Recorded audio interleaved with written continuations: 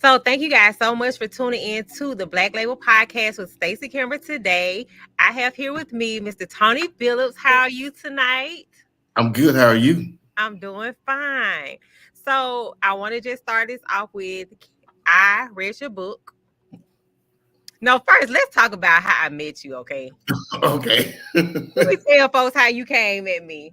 You are, first of all, freaking hilarious. So I just saw you on Facebook, and we just have a lot of mutual friends, first of all. And so you were on this post, and you and I were going back and forth on the post, laughing about something. I guess you didn't remember that.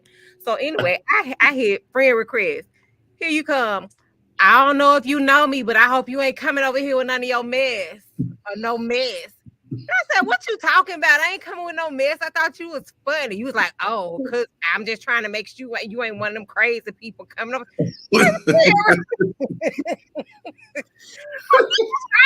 Oh, Well, you you like, I'm passed just the making test. sure. You passed. You like, I'm just making sure you ain't coming with no mess, cause Hey, it's always some craziness going on Facebook. And I just don't have time for it. Just don't have time for it. so first of all, you just freaking funny, had no idea. And then once we talked a little bit, got to know each other, and then I knew you wrote a book, but I hadn't read the book. Right. So just happened to read your book. It just literally stumbled in my lap. And what a read, Tony. What a Thank you. read. So we're gonna talk about that tonight. And that was my purpose in reaching out to you because I had questions. I'm sure other people have questions if they read, and we want other people who haven't read it to go and buy it. So Absolutely. first, I want you to just give us a little background about who you are and your upbringing as a child. All right. So my name is now Tony Billups. It was Tony Kristen Walker when I wrote the book, which is where you Baby, that's the last question, okay?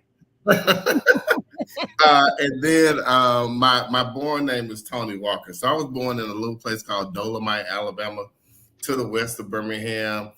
When I was there, it was totally unincorporated. We had to go to county schools that didn't want us there. So, a lot of busing into white areas where people did not want you there. And if you don't know me, I'm blackity black, black, black, and I'm going to say what I need to say. But yeah, they didn't want us there at all. And growing up in the 70s and 80s, being a young black weird kid at that time, because I didn't really know I was gay at that time. And so just growing up being different, When you not say being different, talk to us about that. How did you feel different or weird? What does that mean to you? like all my friends were playing like football and basketball and baseball, and I played a little softball in the yard, but I wasn't to get tackled. I was more of a bookworm. I was a nerd. I read the dictionary for sport. Just not the typical, what we would Right. back then call the typical boy. I made good grades, wanted to make good grades, so like all the stuff that most of my friends were not doing.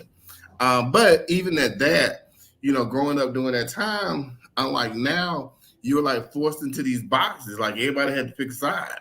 And so, like as most little boys do, I had two girlfriends in my life, two real girlfriends in my life, and that kind of led the way to the book. But I mean, I went to Auburn University. I was there from like 88 to 85 to 88.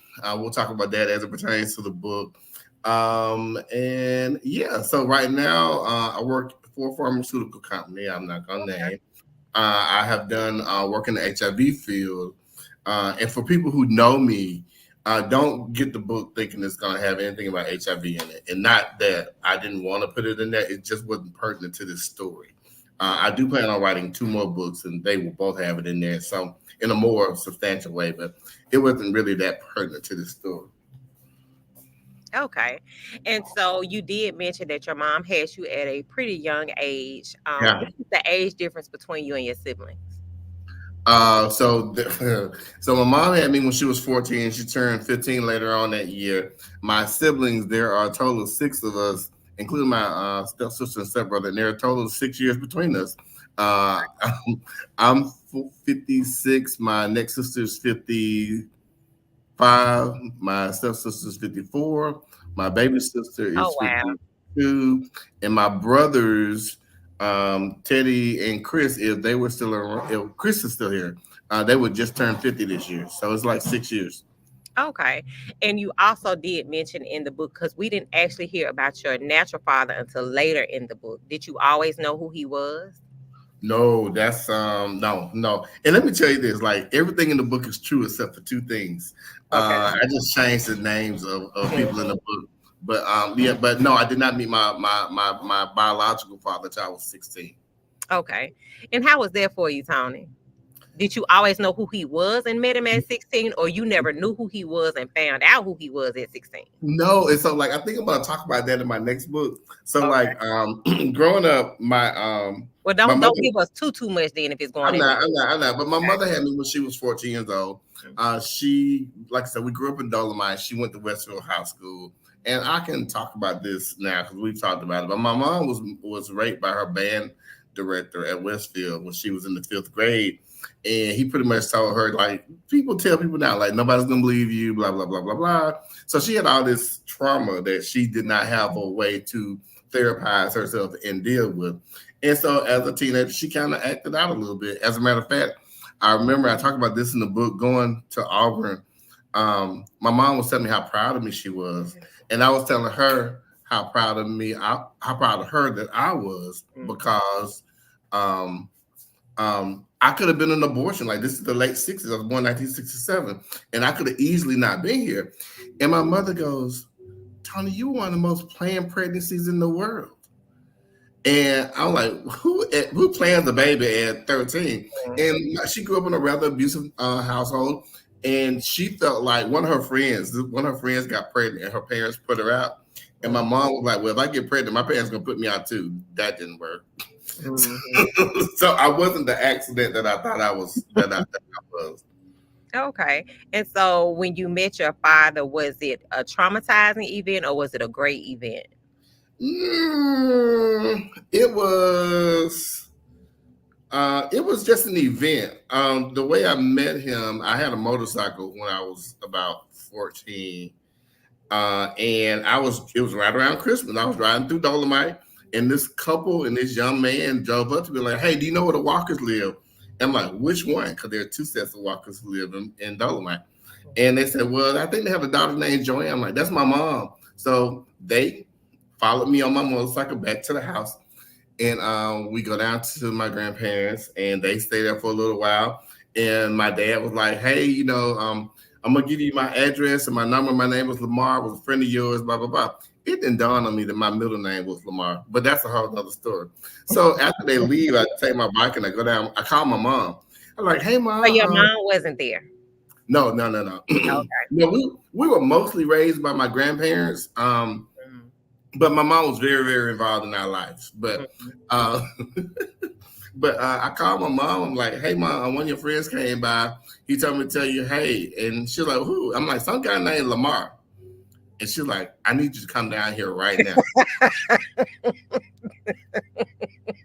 Like, But hold like, on. hold up, yeah. So like, so I rode my bike down there, and she told me she How was old are like, you again? 16?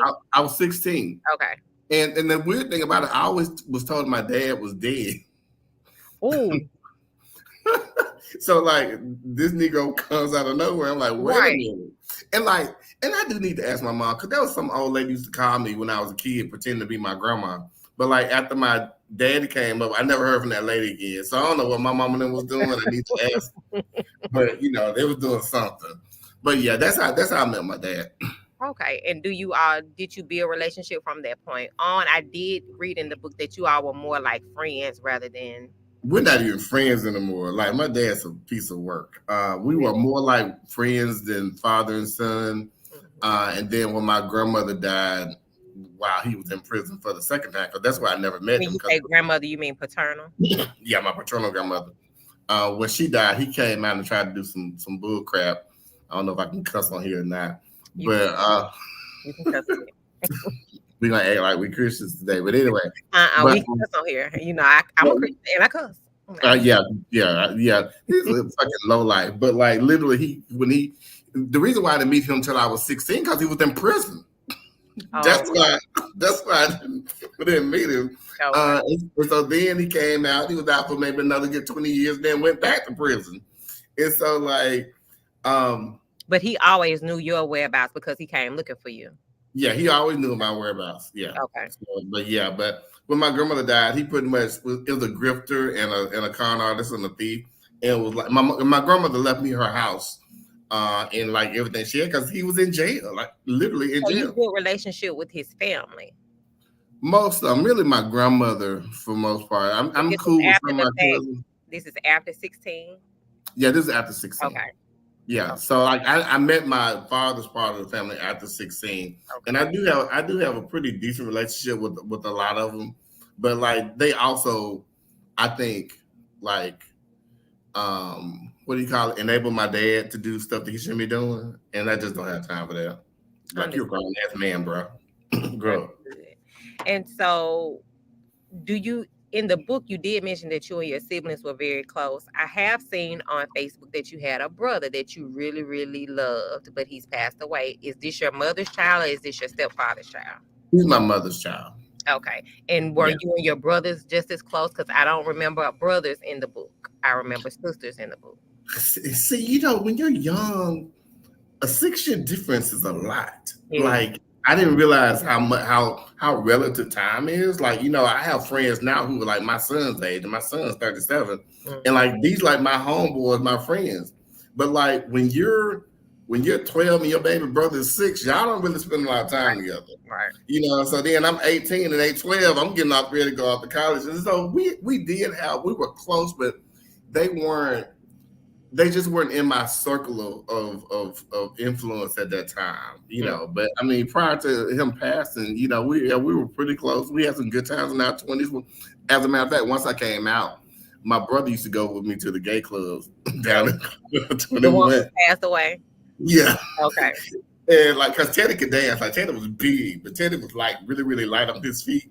And we go down to the clubs, and every now and then he'll see some of his friends, and they be hiding from him. Like, oh, what Teddy big ass doing here? He's like, I don't know why they hiding from me. Like, y'all just go ahead and have fun. So like, yeah, we all of my siblings at one point went out with me when I was in my 20s. Okay. And so moving along into your early adulthood, you date your children's. Well, I don't even want to call it date your children's mother. You just had She was my girlfriend. No, she was like you in the make book. it sound so like there was never a moment of comfort in the book to where I even want to call it date. Because there wasn't. So let's go back a little bit. So like I was Okay. talking about earlier about how growing up in the 70s and 80s, it wasn't cool. Not that it's cool to be gay now, but it damn sure wasn't cool back then. And so like people like, well, at one point you must have liked girls. I'm like, I had a girlfriend to keep the heat off my back. Like I had a girlfriend in high school, so people wouldn't call me sissy, punk, and fag. And I That's one of did. my questions here. You never had any type of feelings for her romantically or any No, female for that matter. no, they were covers. So like when people like, well, you did. I mean, hell, your penis gonna work. I mean, but that don't mean. I was doing what I needed, and honestly, I was also so I grew up in New Bethlehem Missionary Baptist Church in Dolomite. I was very, very active in church. I was the youth superintendent. A couple of your friends probably were my Sunday school students, Mm. and so like great because I can say I don't want to have sex so I get married because that's what good Christians do. These girls didn't care nothing about that. Mm-hmm. Like they didn't care nothing about that at all. And so I really had a girlfriend to keep the heat off my back, and we were friends. Like it's kind of like hanging with your homeboy. Like that's what it was. And then since we were boyfriend, they wanted to have sex. I never wanted to have sex. I was like, really? Like, and I would try everything in my power to get out of it. But she called me a couple of times. But there was never a moment where you liked her like that. Okay, do Mm. you feel like that was part of the reason why she did what she did? No, no. Um, so my current pastor, Dave Barnhart, he's a United Methodist pastor. He read my book and he said the one thing he liked about my book is that I didn't paint her as a villain. Mm-hmm. So like when I think about, I'm very nerdy. So like when I think about human beings, I see us as very evolved animals. So like even with the youngest child that wasn't mine, like we never really bonded because like when you think about lions in the wild, like if the lioness has a cub by another lion, he comes in and kills that baby because that ain't his. I Mhm. think innately, like in our lizard brain, I think we kind of like are wired for that type of thing, but we're evolved in intelligence, so we don't kill random children just because they're not ours. But I Right. think there's something about bonding Mhm. that you just do because of who we are in our genetics. I think there's a very, very close tie to that. On the flip side, my the guy who she had the baby by wasn't doing well at the time when the baby was born.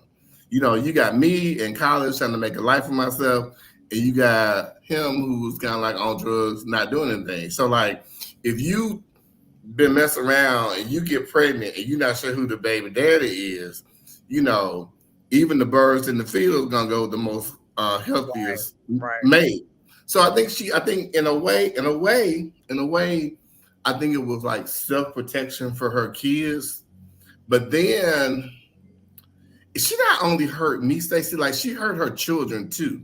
Like Mhm. she really used it wasn't about me. It was Mhm. like she just used people for money. And she's still doing it now. Like 50 some years old, still being a dumb bag. Really. Like she used she used her kids for money. Like in the book, I get custody of them for like 8 years. And the only reason why I was able to get custody of them because I told her I didn't want her to pay child support. I was Mhm. working at the radio station, making good money. And so like if she's gonna give me the kids, now this was before I started working at the radio station. I was working in retail then, but I was still Right. making decent money. Where like I wanted to take care of my kids, like I really want to take care of my kids because she was like not she was never a good mother. Like she was never a good mother. Like maternal instinct, no, just no. But she Even realized in the beginning, when you were off in college and she had the baby, there was never any type of good parenting done by her. I think I talk about this in the book, but she called like I mean, she was a junior in high school. I was a freshman in college, and so like her senior year, she had my oldest son, Mhm. and and I can't be mad because you're a teenager, you want to go out and Right. have fun. Like she was upset because she had to keep them kids instead of going out hanging out with her friends. I literally told her one day, like, take them over to my Take grandma's care of house. the house. Uh-huh. Yeah, take them over to my grandma's house. Take them to my mom's house. You know, my parents were very, very supportive. So like, and not that that makes her a bad mother. It just means that those kids really weren't a top priority for her. Mhm. And so, looking back, do you feel like the lie in any way was a blessing for you or your children? Ooh, I never. Let me say this. I never thought about it in those terms, Stacy. But I do. I'm not very churchy, but I do believe my life is divinely ordered, and I'm where I'm supposed to be when I'm supposed to be there. Pretty much since I was 21 years old, with my youngest son being born, I've been taking care of other people's kids. So like, you know, I had him, and then my best friend, I was her daughters. I am her daughters, the godfather. As I've gotten older, I have tons of mentees, um, gay, straight, male, female, trans, you name it. There are a lot of kids who call me dad, who I've kind of like, and I don't know if that if having that experience like let me realize that you know I have something that's important to kids and like they can learn from me. Like when I look at my especially my gay kids, like my gay kids all got degrees. They're not twerking in the clubs and you know rapping on the mic for change. Like they are all successful. Like my Jawan has a house. Like it's there because I want to nurture kids. Like and I think that's comes from me not having a father growing up. So Hmm. like in a lot of ways, I kind of stand in the gap for those kids who don't have a father or a father figure. And some of my mentees actually have parents. They were like, I Hmm. need some help with this. Like I can't do this Because on my own. even when you look back on it, she wouldn't have known that you would have been okay with taking care of the kids. But just let's just say if he wasn't yours, but let's just say you knew that chances are because most men wouldn't do what you did. There are a lot of things I Wouldn't did do- that most Don't you men wouldn't think have done. that? And I can concur with that. because I done read the book, okay? But the, looking on it from different perspective, don't you think that that was the best thing for Darius? Um, Because if his father was in a bad way, and let's just say, because you have to look at it from a different objective. She was I'm gonna be selfish for a second. Um, I, I always had an inkling that he wasn't mine. Like we never yes, really you did bonded. because you asked her, and because that's my Yeah, next question. Tony, you knew that wasn't your son. but you know, Stacy, like I didn't want to be the dude with the 9 children, and then it Right, was too you said expensive to that. get to get like paternity tests back then. I'm like, hell, I got one child. What's another one? You know, but I wish I could have had a choice because like people, it's almost like being raped almost like you don't have a choice in this like you have to go through these motions that without any type of consent. I really feel like in my heart of hearts, and actually have some evidence of that, had he been 7 8 years old and she told me or I had gotten a DNA test and found out he was, I was too connected to that child to like throw him away because he was not biologically mine. Mhm. You know, that's not who I am as a person. And I know people who do that, and I think they are horrible individuals. But like, even he had been younger, like when we adopted Maurice, like I can't be a foster parent because when y'all come and take this kid, we're gonna have some problems. So Mhm. like, I wish that I had had the choice, but she didn't give me the choice. I really don't think that anything would have changed um, other than the obligation for child support. I take care of kids not mine now. I got two boys that are not mine in college. And anytime, hey, Uncle Tony, could you send me $50? Okay, here you go. You know, because that's just who I'm as a person. My granddaughter, my son's oldest daughter, Mhm. she has a brother who's a couple years behind her. You know, India called me Papa. Mhm. And Trey called me Papa. I think he thought that was my name. Like I don't think he ever thought I was his grandfather. I think he thought that was my name because that's what India called. But when they were younger, when I bought India stuff for Christmas, I bought Trey stuff for Christmas. Mhm. You know, so like not being given the choice was is the thing that bothers me most about that. Um, and again, you know, people have to do what they would have to do, and you know, it is And what it is. so you remember when I came to your inbox, I was like, Tony, I read the book. Did you look into what you could do as far as it's like, can a woman be sued for that? No, no, you can't. Let me Why? just say this. Um, There is no restitution for a man who's been lied to all these years and had to pay child support for a let child. me tell you something. There are men right now. There are men right. I know men right now who have signed their name on that birth certificate and found out not years later, like months later, that that child wasn't theirs, and there's absolutely nothing you can do about that. I really think that we should. I think that we should look at like changing laws because laws are very, very heavily in favor of the woman, and the man almost has no rights.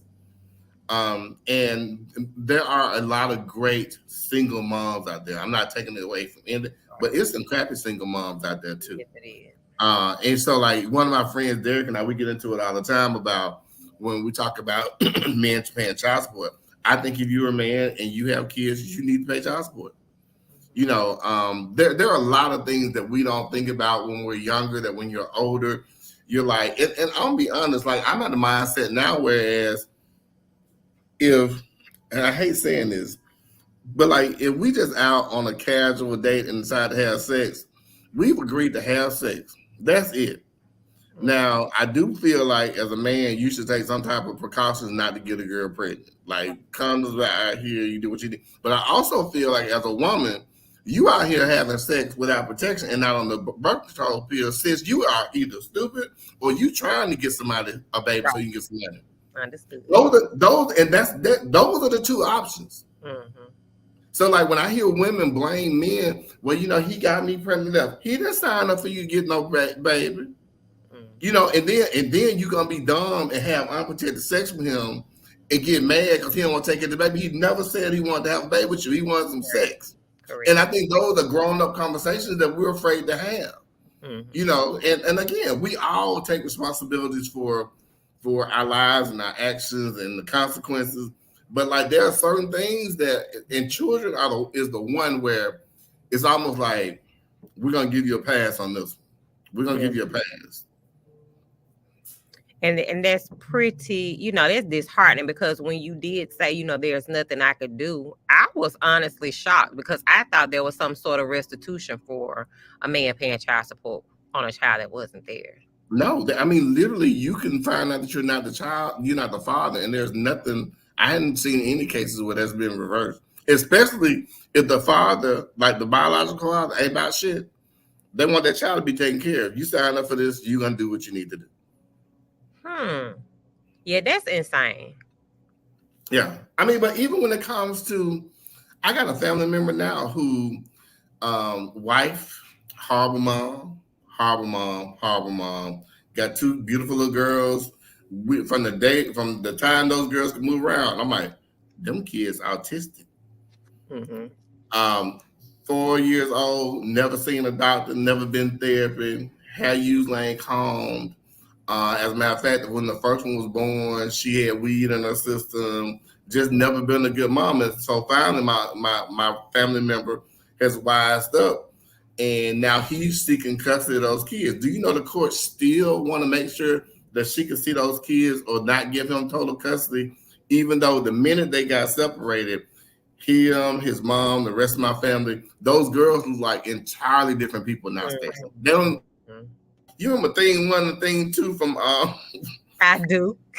that's what they look like by the head. And now they look like normal little young pretty black girls. But the mama wasn't doing shit. But somehow or another, the courts are still like, well, and I'm like, what? Like this you are a horrible parent. Like you don't even deserve kids, but they still want those kids to be with their moms for some strange reason. That is totally, totally interesting and weird. And that was my next question. What do you feel like something should be done for a man who has been in your shoes, like by law? Should she like do some jail time, or should she have to pay you the money back? I mean, you have to look at that on like a multi-tier system.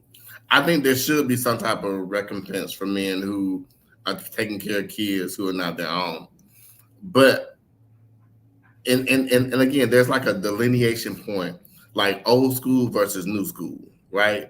So like old school with me, like at the time when I was thinking about doing a paternity test, I was like $5,000. $5,000 in the damn 80s was like $20,000 now. So like that was just not something you could do. Right. But nowadays, I mean, shoot, they doing drop by paternity tests. Walgreens, yeah. So one of my friends did an ancestry test about 3 or 4 years ago, and he'd been thinking his dad been dead since like he was in high school. And like we're in our 50s. And when he did his ancestry, it came up there's a 99% chance that there's a man who's living who is his dad. Mm-hmm. Turns out it was his uncle. So there was these three brothers. Yes. He thought his no. He was thinking the man that raised him was his dad, and it actually was his biological uncle, and his uncle was his biological father. And what happened was there were these three brothers that used to date these three sisters, and evidently there was some cross pollination going on. And so literally one day, oh my goodness, when he told me, our parents were wilding out. Like they sit around here in church now with the big hats on, but they was out here hoeing. But that's a whole nother story. but I asked him a couple of months ago. I'm like, Lando, when you told your mom, like, how did you tell your mom? Like, what was her response? He said, well, Mom. He said, Tony. I said, well, Mom, I just took this ancestry test, and it says that I'm gonna say John Jones is my daddy. Is it possible that John Jones could be my daddy? He was like, his mom, like, It's possible. And went back to doing what she was doing. These ancestry tests Yeah, gonna they don't ruin. play no games. They don't play They, no games. I wish we had ancestry tests, but they're like they're gonna ruin some lives and expose some game is what's Yeah, gonna they don't play happen. no games. But to answer your question, part of me thinks that this should be a cautionary tale to people. Like, everybody know what it takes to not to have a baby, right? Girls know what to do, guys know what to do. So, like, if neither one of y'all are planning on having a baby, like y'all had said, hey, we finna procreate, and y'all just out in the world just like fucking, I really think that, it is what it is. Like, and this is But crazy. Like, even think about it now, because even in your situation, you said in the book, y'all really wasn't intimate for real. Like, it's almost like you couldn't have been his dad. yeah, the second child definitely not. Like, I would like it, the math wasn't mathing Right. on the second And that's child. only who we're talking about, because we Yeah, know the the first math, story. the math did not math on that second child at all. Right.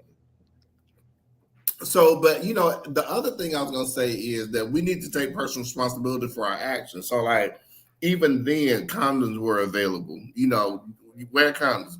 Birth control pills were available. If you choose not to protect yourself, then I think you should be left with whatever the consequences are. These are choices that we make. If you put your hand on a hot stove, you're gonna get burned. And then there's an argument about, well, the child ain't had nothing to do with this.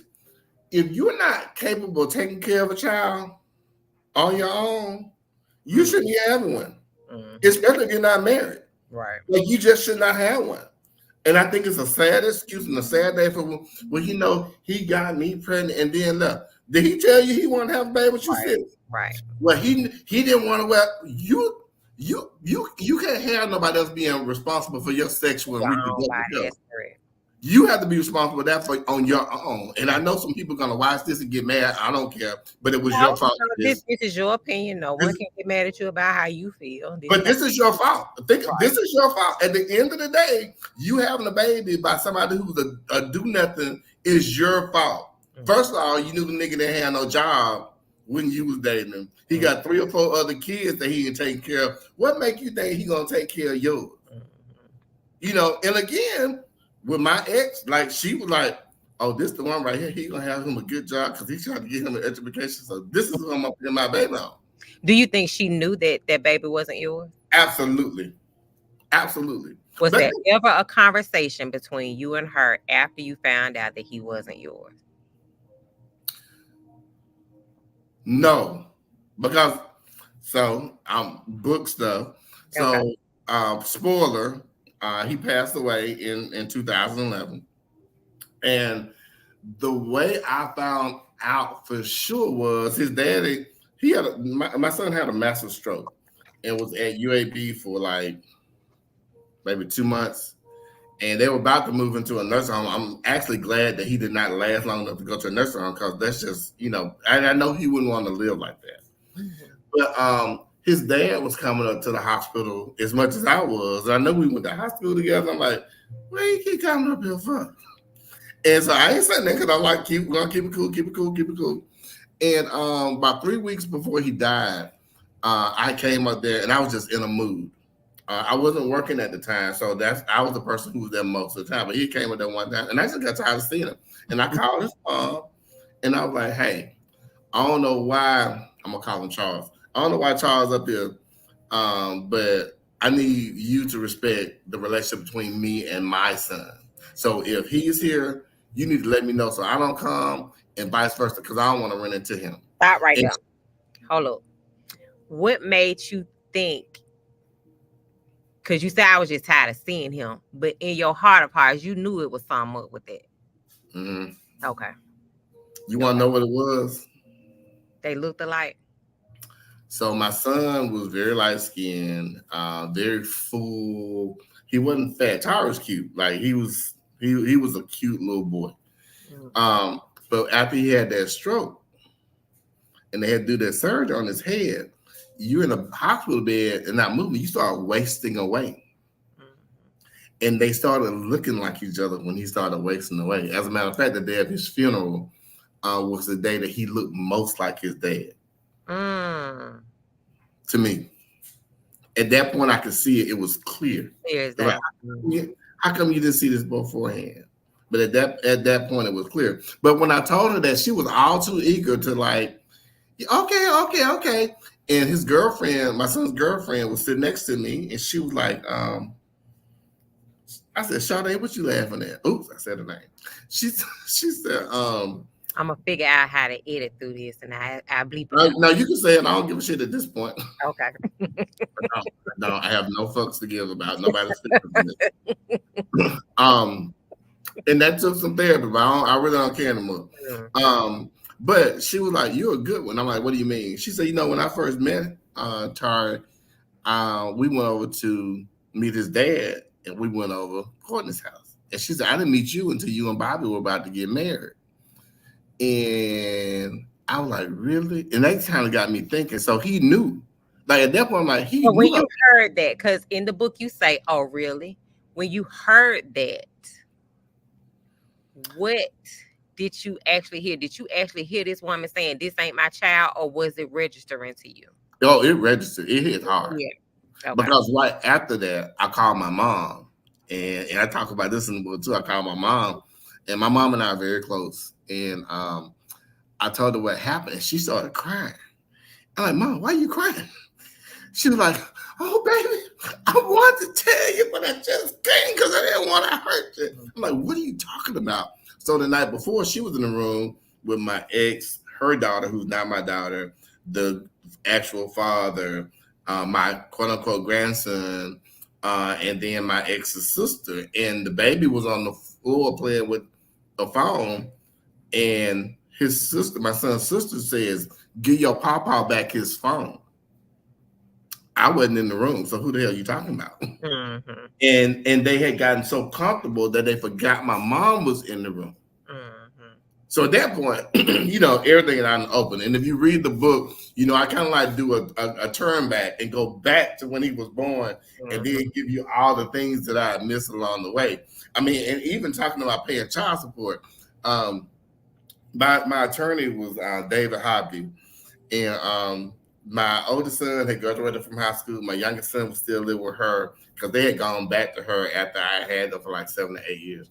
And the judge was like, "Well, Mr. Walker, since you have one child and she has one child, I'm not going to order child support."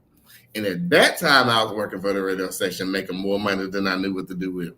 And again, I'm not saying I'm a saint, because I'm not. But like, I was like, "Your Honor, can I say something?" Looked at me, and my lawyer looked at me like, "What the?" And I said, "Well, I know I make more money than she does, and I know he's still gonna need some extra stuff. Is it okay if I still give her $400 a month for child support? Still be taking out my check. I mean, I was paying $9, so what's $4, right?" Mm-hmm. So the judge was like, she looked at my lawyer, she goes, "Where you get him from?" This was a white lady. She was like, "Where you get him from?" Because most men don't want to pay child support. Right. I have a high sense of responsibility. Again, ain't nobody to say. But like, I knew that was, at that point, he was my child. He needed things. I knew I made more money than his mom. And although I knew that she was squandering the money, like even in the book, his best friend comes back and tells me how she was working in high school, getting the money that he didn't think that she was getting, because she literally told him that I wasn't paying child support anymore after my oldest son went out. So she needed to get her hair and nails done. Pocketed the $400 a month that I'm giving you, and then you taking money from him from his part-time job at Hibs. So when you ask, do you think she did it because she was angry with me? No, she was just an evil bitch. And even when my son died, we're gonna talk about that. But I think he was trying to make extra money to make sure because even when him and his girlfriend, she wanted them to live with her so they could help pay her bills. After he died, she actually gonna ask the girlfriend, can she adopt the baby? But you didn't take care of your own kids. Right. This is the type of person that she is. And so like, and then like her family members, they don't. There are people in her family who thought that I never did anything for those kids. As a matter of fact, in the book, my best friend, my boss, and her boss worked at the police station. My boss was Right, manager right. of the I radio remember that station. part. They were best friends, and her boss was like, "Hey, Gina, how come Tony ain't paying child support? I know y'all make money up there."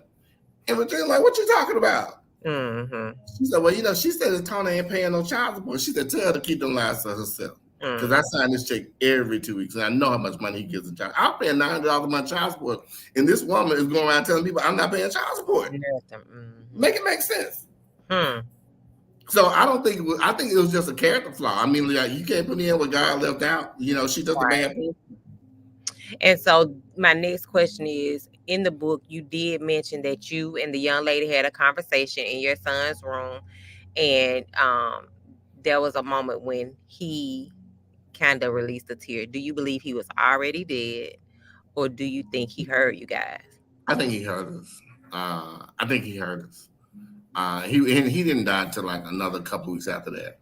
But like, as someone who has had a major surgery and has been in a medically induced coma, depending on how far they had me down, like he was just in a regular coma. Mine was medically induced. But I remember after I had my surgery, you go in for surgery, next thing you know, you waking up. But I remember feeling people in the room. And I remember feeling my sister and my mother crying.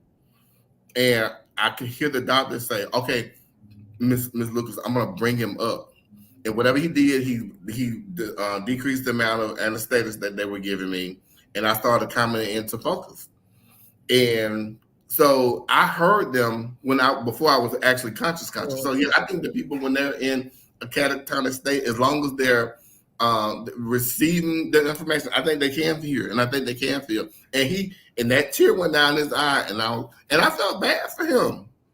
Like, you had to deal with this lie. Now, and again, I should be mad because I dealt with a big lie that I had to take care of. But like, you had to deal with this. What parent puts that on a child? Right, right. What parent puts that on a child? My oldest son and I have just gotten to the point where we can hang out and talk and love on each other this year, Stacey. Really? Because that's one of my questions too. Yeah, just this year. And go ahead and ask your question. Then That was my question about your son. And my next question is dealing with your oldest son, because another conversation that you and I had when you and I were getting to know each other, you and he were not on good terms, and you were really not interested in building a relationship with him.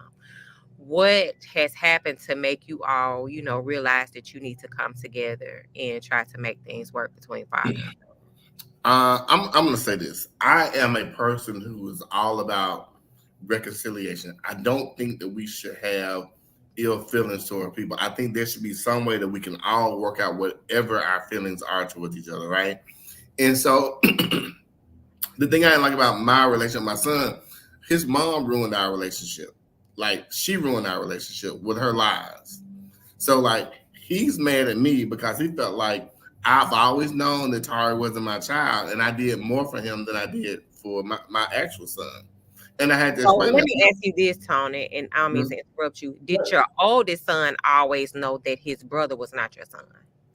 No, I think he found out when he was in high school. I think he found out around the time where he was graduating, and then she introduced him to his father. I think that's How when he did found everybody not tell you? that. You missed that. You read over that part in the book. So I'm gonna tell you. So I like, did, because why did nobody? I know a lot of people thought you knew. let me say this. My son, and having recent conversations with my son, he feels like he told me, but he only hinted around to my son going to visit somebody else. He never said who it was. He's just like, some dude comes around and picks Tari up and they go places. That's all he ever said. He never said that was his dad or anything like that. But I realize I know why now.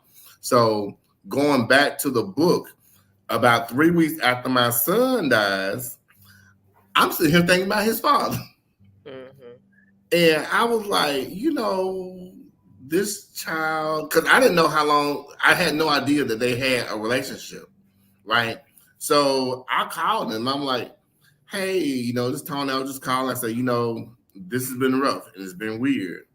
I said, I had him for 23 years. Like I raised him. So like I know my relationship with him. And I'm like, and I'm not sure if you ever had a relationship with him or not, but I mean, at any rate, it's always going to hurt to lose a child because I just don't think that any child should go before their parents. And he was like, um, he said, no, he said, she, what she did was when he was a baby, she took him over there and was like, this is your child, but you won't see him because Tony thinks it's his. This is when the baby was a little baby. Fast forward to the child support, if hand to God, if it's a lie, he told it. No, I'm So just saying, woo, that's quite some audacity. So why you even bring him over here? evil, just plain Like, what evil. you even tell me for this your child, but you Well, can't I mean, just I don't think he baby? knew. I mean, I think he knew he had gotten her pregnant. I think they knew that he was the father, but I think she just needed to tell him, "You need to stay over there because I'm working on a different plan over here." Mm. So going to the court case that we talked about, I think going into the court case, she knew that there would not be a judgment for child support because I had one child and she had one. So I'm thinking proactively, she was like, well, let me go ahead and reintroduce these two. So at least I can get some money out of him or he'll do stuff for him. I think that's what her thought was. I think in her heart of hearts, she thought I was just as evil as she was. And once I didn't have to pay child support, I went. But that ain't who I was. And and I really think had she known who I really was, I don't think we would have ever known for sure unless Courtney came out and said something. Because I really think that if she knew I was going to continue to support, I don't think she would have told him. But he told me that when the baby was 16, she brought him over and they introduced each other. So he had known his father for sure, for at least 7 years before he passed away. But what she told the kids was, and why they never said anything to me about it, was the fact that somehow or another it was a date rape situation going on because she didn't want to I do it, remember that. Okay. and that my sisters had did some type of renegade DNA test and were going to tell and told me. So they thought my son still says he thought I knew because of that lie that she told. So they probably both thought that I knew because somehow or another she blamed my sisters for for exposing the actual paternity. Don't this sound like a made for TV drama? Like it's It just does. You should totally write a play, do a movie. But even okay, let's and even then, I wonder why, and we'll never know. It still never came up in conversation. I part of me I was just the feel fact that like Tony, for real, you just meant to be in this boy's life because you knew he wasn't yours oh in yeah, your body. oh It absolutely. didn't even have to be said. Nobody mentioned it. You were there until the end. You just were supposed to be there until And let me say this, Stacey. A lot of times people think about their lives like, what would you go back and change? I wouldn't change it. the end. Mhm. I think I was there for a reason. I always know where I am. I'm there for a reason. So like I wouldn't change anything. And because I think I'm a real nerd. So like I do watch a lot of sci-fi and I look at like the butterfly effect, like when it comes to like changing things in the past. Like, some people are like, well, don't you wish you had stayed in school and graduated? If I had stayed in school and graduated, I probably wouldn't have had a job in the life that I have now. It may have been better, it may have been worse. We don't know. Right. So like I don't worry about changing the past or reliving the past or remorse for the past because I'm happy where I am now. Good. So we're gonna talk about some things that wasn't in the book. Which came first, Tony? Your cancer diagnosis or your HIV diagnosis? Oh, my HIV diagnosis. I've been diagnosed with HIV for 30 years now. Okay. And so tell me about that. How was that moment for you hearing that you were HIV positive? Were you ill or was this a regular checkup? Like what was that like for you? So back in the day, it took about 2 weeks for HIV tests to come up. But what happened was I got a call from the health department and they were like, hey, you need to come down here because you've been exposed to AIDS. I guess somebody had got tested positive and they dropped my name. I don't know if you ever had any encounter with the health department, but that's what they do. So Okay. I went down there to get tested. It got treated like crap. There's actually a video about it. It's called. I was featured in a documentary called "Blind Angels" on CNN 2 years ago for AIDS Day. I'll send you the link. Please do. Yeah, but if you Google CNN and blind angels, it comes up. But anyway, Are you the saying blind angels? blind angels, yeah. Okay. But 2 weeks went by, and the guy was like, "You need to come down here and get your results." And I'm like, "Well, I don't want to come back down there. They treated you like crap when you were there." And I'm like, "I ain't coming down there. Well, you got to come and get the results, and we're gonna send the police at you." Blah blah blah. So I got him to meet me at this parking lot, Brookwood Village, as a matter of fact. He gets out the car. He goes, "Hey, I need you to sign these papers. You have tested positive for HIV. If I were you, um, he said, you can go here." He gave me a little card. He's like, "You can go here for help. But if I were you, I'd get my affairs in order." Because pretty much he was telling me I was going to die. At 26 years old, he told me I was going to Oh, you were die. And 26. Okay, so you were young. yeah, and I was like, ooh, okay. So it just kind of hit me like a pile of bricks.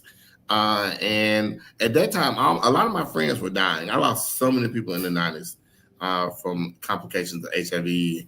And actually, it was the medicines they were giving people. They were giving people AZT, which was the old cancer drug. They were giving people too much of it. Because people don't realize they still use AZT in certain people today. But like they were giving people too much of it, and it was causing organ failure. Mm, So all my friends who contracted HIV, like they be fine today, 3 weeks down. It's kind of like when people with chemo, and you just keep right. giving chemo. Mm. And so like 4 months later, they be dead. So I pretty much like stopped living. I did what I needed to do to survive. I maintained a job, but like I stopped dreaming. I didn't have any dreams because I just thought I was gonna die, and I Did didn't. you immediately tell your family? Oh no. Uh, I, I don't know. I didn't tell my full family until I started working in HIV 10 years ago. So I probably lived with it like 20 years before I told my family. Really? Even Yeah, your mom? no, no. And she was cool about the gay thing. I just didn't know how they were gonna act about the HIV thing. And I probably could have because I haven't lived with my parents since I was 18. So like I've always taken care of myself. And one thing I tell people when they get an HIV diagnosis today is be careful when you disclose because one, it ain't everybody's business. Unless you're having sex with somebody, it's really not anybody else's business. Especially if you're living with someone who's not going to understand and put you out. It ain't like you can catch it by blowing on somebody. So there's no need. People know there's no need for them to know. Mm. And when you do tell them, you need to make sure that you can be safe after you disclose that information. Do you feel like they would have treated you differently, or you were just protecting their feelings because it was quote unquote a death sentence at that time? I think I was protecting them. My grandmother had just died the year before, Hmm. and my grandmother died from cancer. And so Okay. my grandmother died in '92. I was diagnosed in '93, and like my mama just lost her mama. Like I just can't. I just can't have her worrying about when she gonna lose her son. Hmm. So like part of it was protection for them, and I think a part of it was just protection for me too. Like you just didn't know. Right. In retrospect, I think they would have been fine, but you just don't want to take that chance. And And when you who finally did tell your mom, how was that conversation? it was so anticlimactic. I was mad, honestly.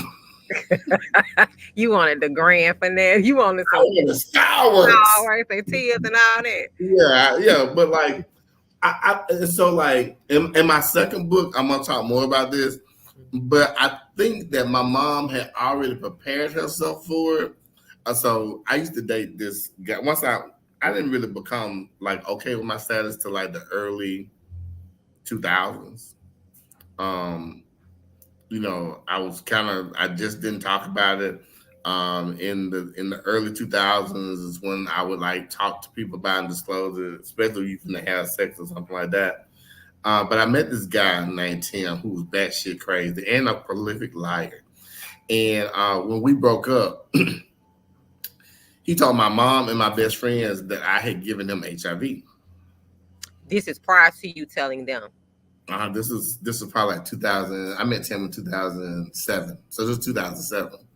So he told my mom that I had given him HIV, and Tim had HIV when I met him. Like that's how we met. We met on one of those sites, and we both were HIV positive, and so like we were both positive. Right. And the only thing I told my mom, I didn't tell her I didn't have it. I said Tim had HIV when I met him, and I just left it at that. So you never said I have HIV.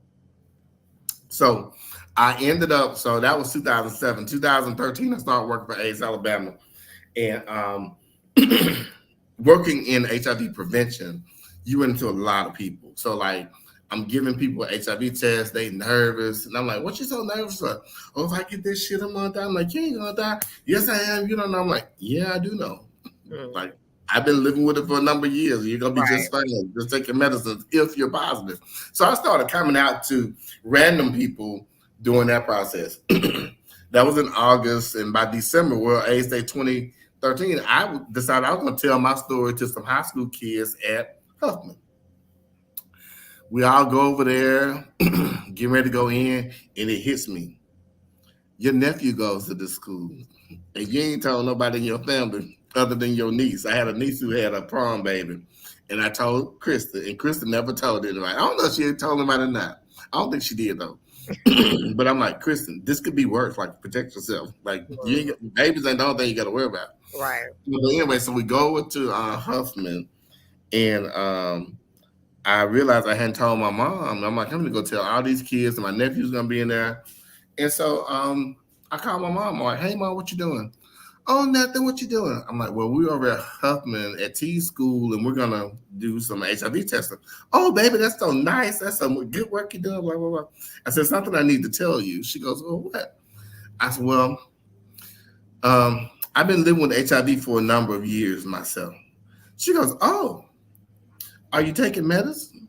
I said, yes, ma'am. Is it working? I said, yes, ma'am. She said, well, okay. Like keep taking your medicine, okay? And I'm like, that's it? Like, and I told him, like, I know you and the girls are going to have questions, so if we need to talk about it, we talk about it. But we never had to talk about it. Like, that was fine with her. Like, she never, that was the reaction that I got. And that's one of my questions to you, Tony, because just reading your book, this is the impression that I got from you. Do you feel like you judge yourself more than other people judge you? Ooh. No, I mean, like, I don't care if other people judge me, honestly. Like, and I've been like that Like since the you're eighth more grade. hard on yourself because you didn't want to come out when it probably would have been more acceptable to your family. You like I'm listening to your story now. You did want to tell it, but your mom was okay. Do you feel like you keep things in? No, I think I said it appropriately. Do you think you judge yourself more than the outside people judge you? I don't think I give people enough credit. I don't think I give people enough credit to have the capacity to love you through whatever your infirmities are, whatever people see as your issues.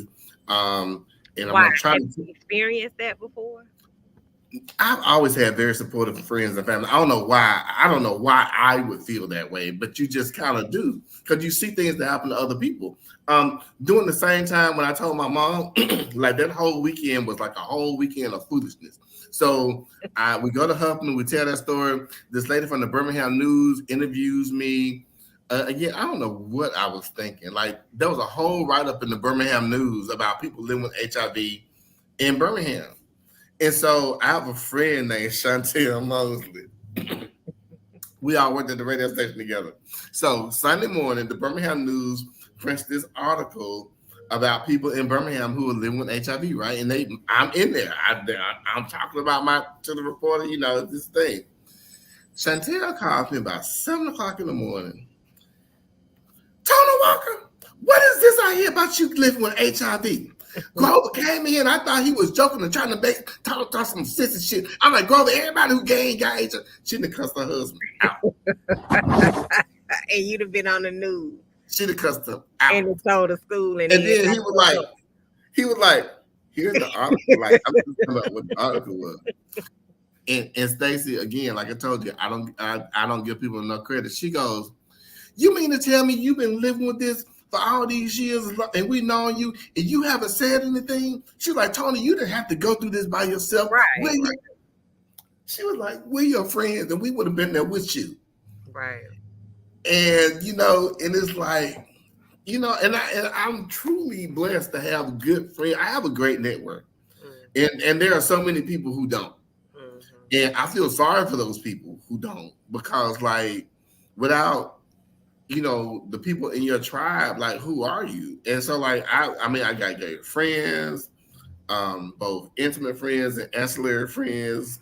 My family's cool. Like I got a great job. Like I'm really, really blessed to live the life that I live, and which is why after after the 2013, I just decided to live out loud with my HIV status, because there are so many people who are living with HIV, and it never stops, Stacey. I did a presentation about 2 weeks ago in Montgomery, and this guy came up like, I just want to thank you for being open, honest, and transparent. He was like, I got diagnosed last year, and I didn't know what I was going to do.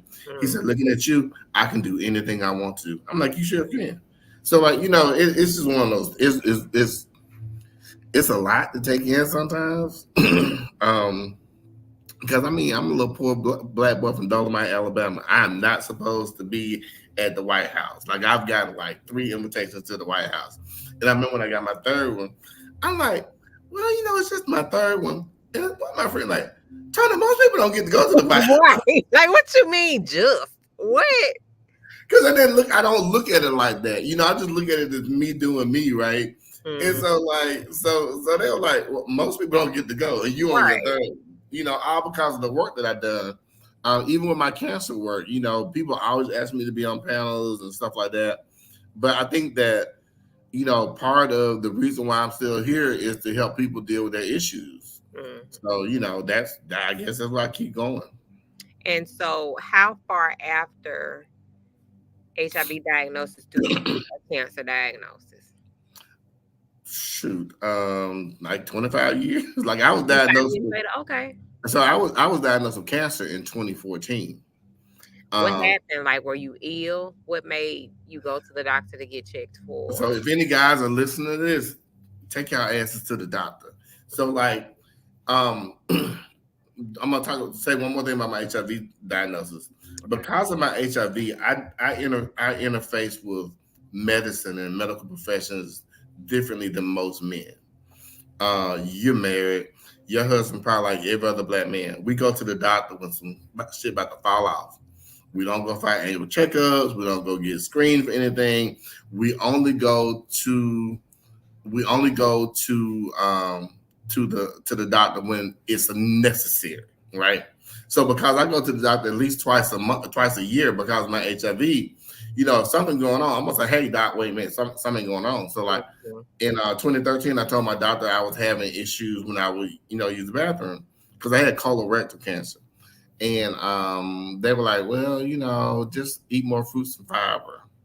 And black people in general, don't let your doctors mediate your pain. Find out what it is. Right. Because colon cancer is the most curable form of cancer, but it kills more people than anybody else because we ignore the symptoms. It's the most curable? Mm-hmm. I didn't know that. Call early. Think about it. Call early. Think about this pen. If I got colon cancer, think about your alimentary canal from your mouth to your booty. Like it's all one tube, right? If there is a problem with the tube, you cut the problem off and you sew it back together. Right. It's the only organ that you can really do like that for real. So it's very curable if caught in time. But the problem is we don't catch it in time because we're trying to get rid of the pain. So it took me about 9 months to get my actual cancer diagnosis.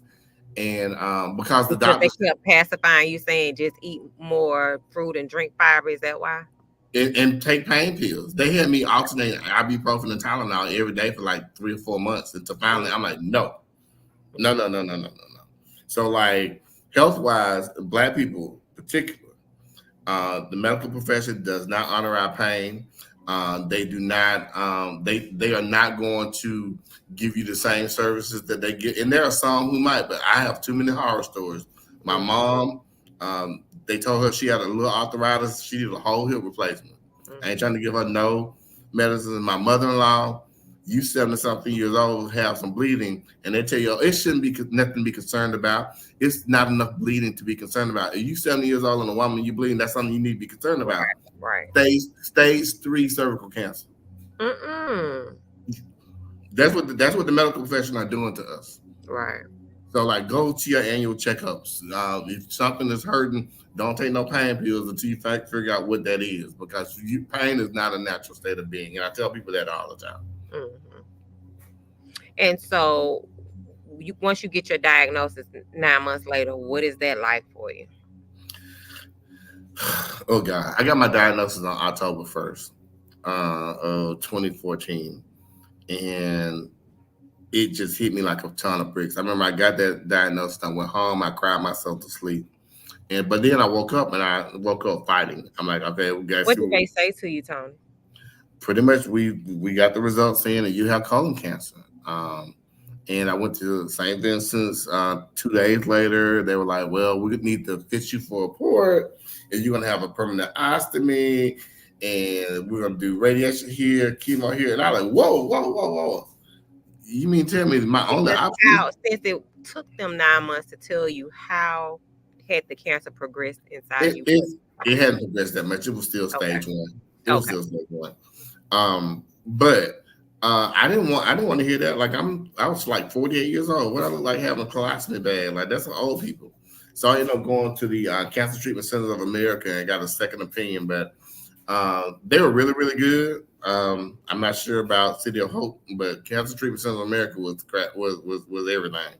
But I had very little side effects because they were very into like homeopathic cures. Like they gave me this medicine called Thorn that was supposed to help with my radiation side effects. So I literally did. People thought I was just in Atlanta for like 6 weeks when I Mhm. was doing my chemo radiation because I wasn't down at all. But they did that. Then they did the surgery.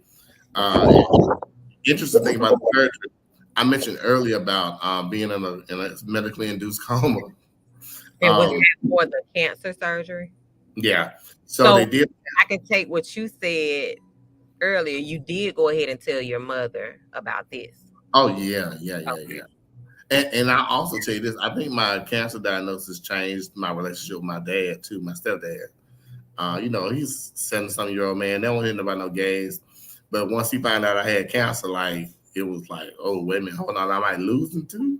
And Mhm. so it kind of helped build our relationship back up to where it was. But yeah, I definitely told him. But after my surgery, I kept feeling bad the next day. So I had my surgery on a Thursday.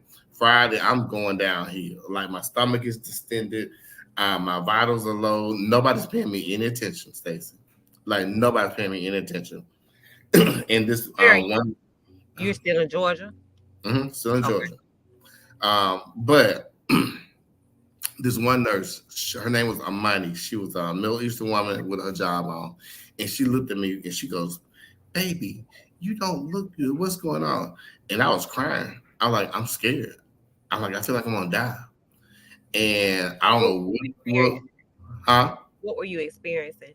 Low energy. My stomach was swelling out of control. I could feel life leaving my body. Really?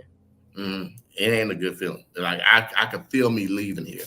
But that lady went and got one of those portable like sonograms and did some scanning. And next thing I know, she was just flew into action. She cobbled together a surgical team on a Friday night in February in Georgia when it was snowing. And they did a second surgery on me, a second major surgery, because they left a bleeder. Like I was bleeding to death. I wouldn't have made it through the night. I would not have made it through the night. Oh. And that really like changed a lot of stuff for me. Like we play church folks, y'all play too much with God. Y'all play too much with words. There's an old hymn that says, "I surrender all." Until you really feel like you can leave here, you don't know what that feels like. I remember I'm a control freak, and I remember them wheeling me back into the OR. And I'm on my back, and I literally feel the life leaving me.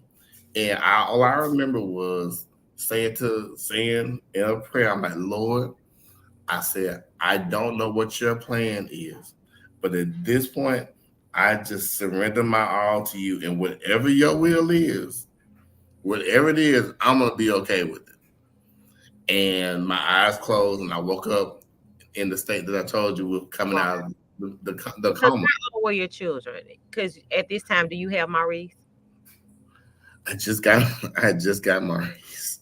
Like Okay. like we got Maurice in May of 2013. This happened in February of 2014. Oh. Mm. Yeah, So it your was marriage had endured a lot, Lord. yeah, it was a lot. And I've never been in the hospital, never had no surgery. When I go big. Clearly.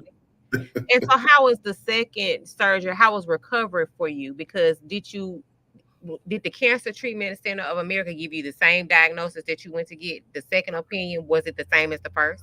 It was, but I just felt more comfortable with them because they were trying to give me choices. Like they told me that there's a chance that I may not have to have the permanent ostomy, but if they could shrink the cancer with the chemo and radiation, they may not have to do the surgery. So Mm-hmm. like, I like the fact that they even had the forethought to even say that to me. Mm-hmm. So I felt like I had a little bit more control. But at the end of the day, I had to make the decision to go with the original thing was to have this ostomy. Okay. And so, my next question, no one goes through life without troubles, and you seem to have your fair share of heavy hits. Tell us some things that you're most proud of. What are some great things that have happened to you that you like to share with us? Honestly, my HIV and cancer diagnosis is Really? only because through those I have been able to help so many people. My because of my cancer diagnosis, like my dad had prostate cancer. After that, my cousin did.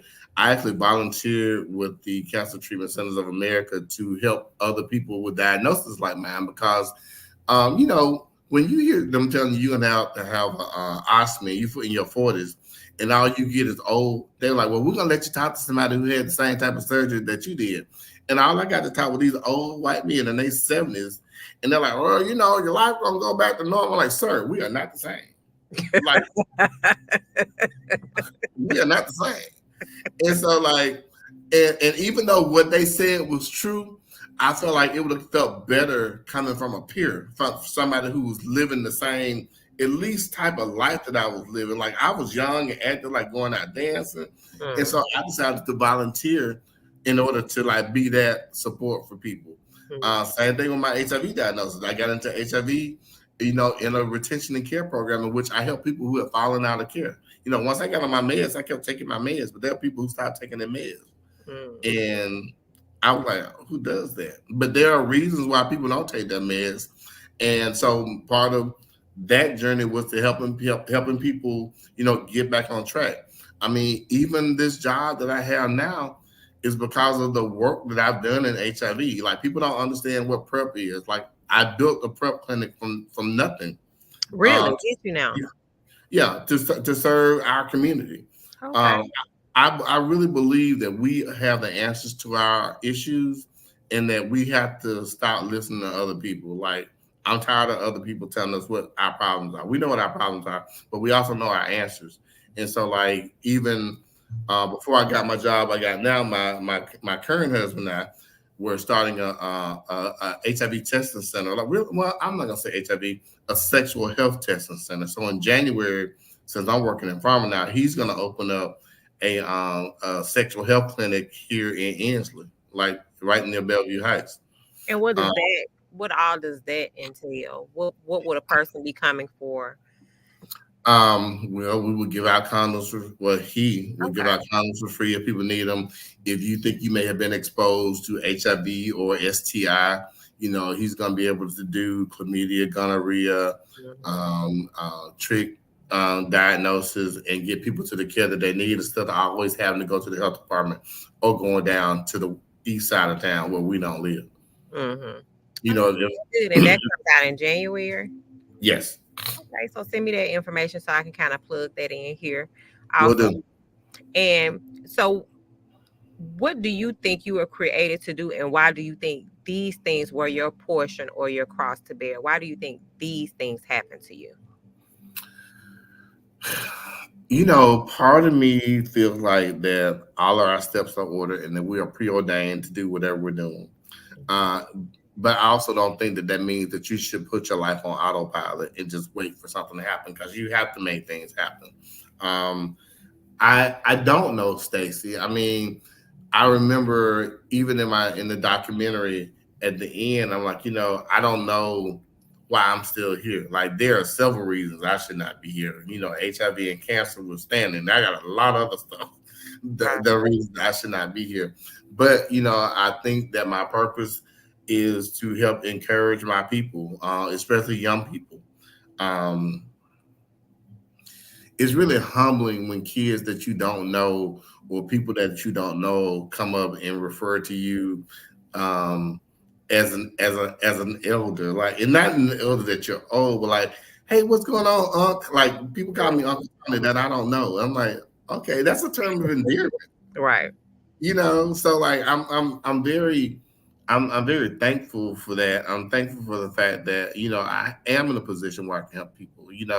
For the last 7 years on Thanksgiving, I don't even spend time with my family. I open my home up for people who don't have people to spend Thanksgiving with. And there are a lot of people um in my community, in the Black gay community, who can't go to Thanksgiving with their families for whatever reason. So I open up my home to do that, and I'm a pretty decent cook. No, I saw them pinto beans the other day, Tony. It's gonna be slapping. That's gonna be the Okay, Tony, that chicken, that skin looked a little crispy there, my guy. Okay. I was like, Tony over there cooking.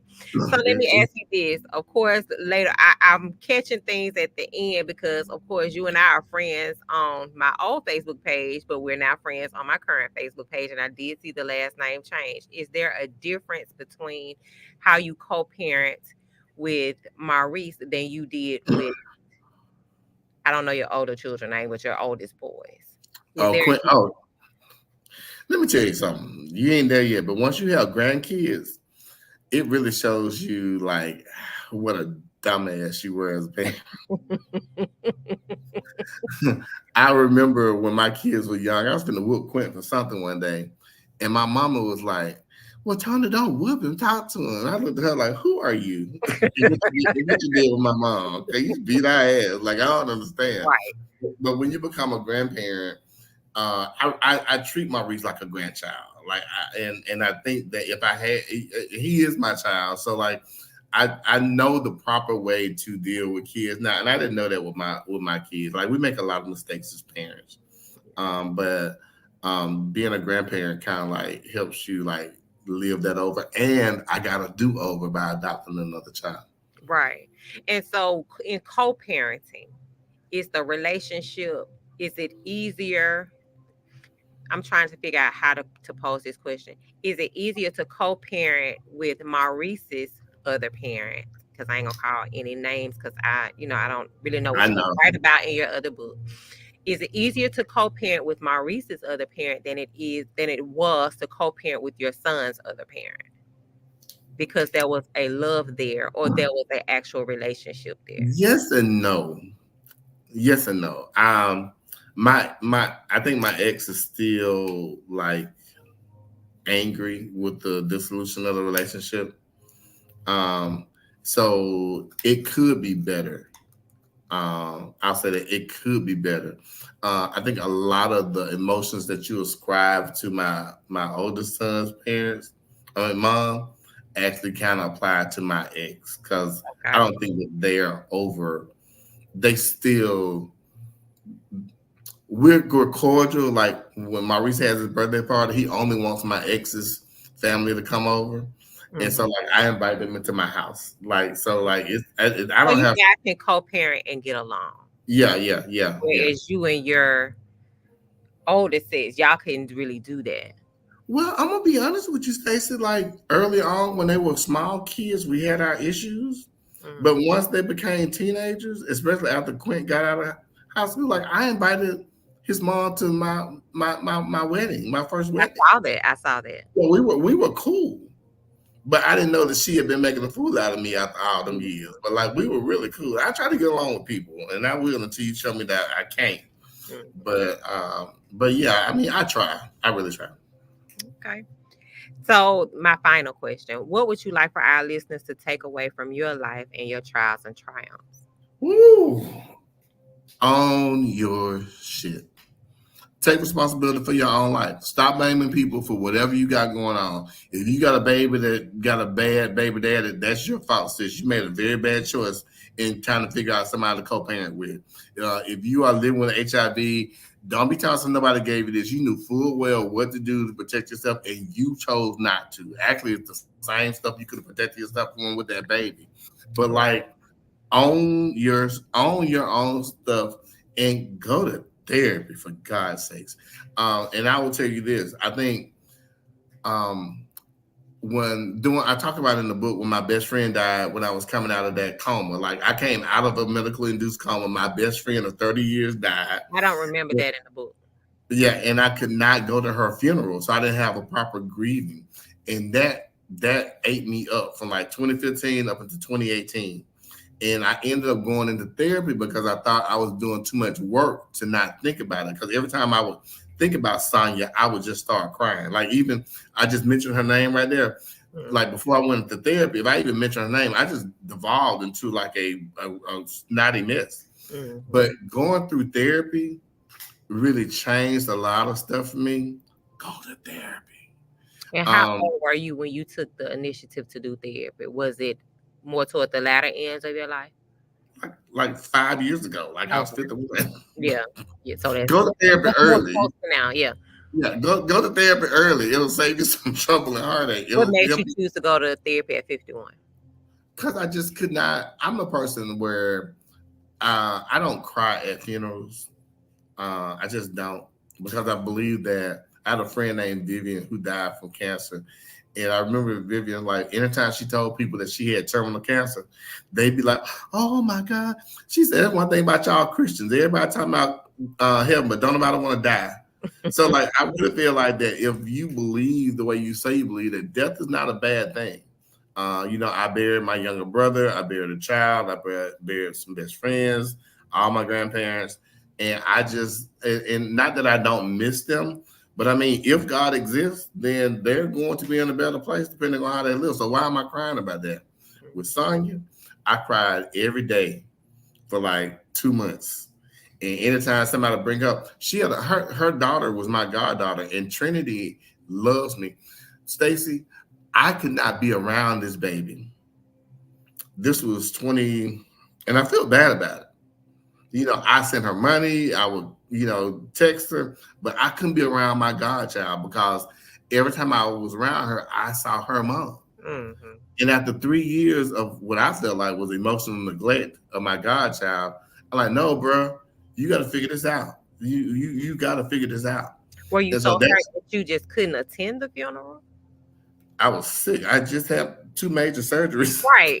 Were you? I'm saying, what was making you cry so bad? Were you just so hurt because you couldn't be there for the funeral? I think that's what it was. And I think when my therapist realized that I was angry with her, like I was mad that she died. Most people who have died, they were older and or something tragic happened. Like for me, her death was preventable. She just didn't want to take care of herself the proper way. Like overweight, diabetes, heart condition, you popping fast food and stuff. And I was really angry with her. So my therapist actually had me to write her a letter and go to her gravesite and read it to her. And for some reason, it just kind of worked. And then we started working on other things, and then it ruined my marriage. And I was like, okay, because once I got fixed, I was like, oh, what the hell am I doing here? So, I mean, it is what it We is. make, I mean, and there are a lot of people like when you go to therapy, you need to be ready for some changes. But like literally, when I went through therapy, it ruined my marriage. But and my ex will tell you the very first time we met, I said, "You're everything I never wanted in a boyfriend." Yeah, you kind of mentioned that in the book. Y'all was just going to meet for a one night stand, and that's it. And we would laugh. It was the world's longest one night stand. But like I've never dated anybody that young before. He was like 14 years younger than me. I never dated anybody his skin complexion at that time. Like there was nothing that I was just hurt. Like I was in a very, very bad spot. As a matter of fact, before I met him, I was actually thinking about going into therapy then for some other stuff I was doing that I shouldn't have been doing. Not drugs, anything like that. It was more like sex. But anyway, I thought I needed to get checked out because I'm like, you're a sex addict. Like something wrong with you. And so, and once I went through and got fixed, he was a bridge. Um, that I'm sorry that I wasted that part of his life. You Because it's feel not. like it was a waste? I don't know. I don't want to say it a waste, but like if I had been in therapy early, we probably would have never gotten together. We would have been Really? friends. I think we would have been friends. I don't think we would have been partnered or married. We would have been friends. So since you touched on it, I mean, let's get it. What made you did you just wake up and say I don't want to be married anymore? How did you try to fix it? How did you communicate that with him? It was therapy. It was the therapy. Like there were some things that were broken in me that kind of got fixed, and then once they were fixed, I realized that this didn't belong here and this didn't belong here. And then we also had some different parenting styles. Like I said, these first time parents have one way of parenting, and grandparents have another way. Mhm. And like we had that was a major issue. But we worked it out. And so was the how was it for your son? You guys splitting up. Was he okay with it or did he understand? Because how old was he at the time? Mm, Maurice was probably about 16. Oh, he was No, a no, look, that's grown. So yeah, he he may have been 14 or 15.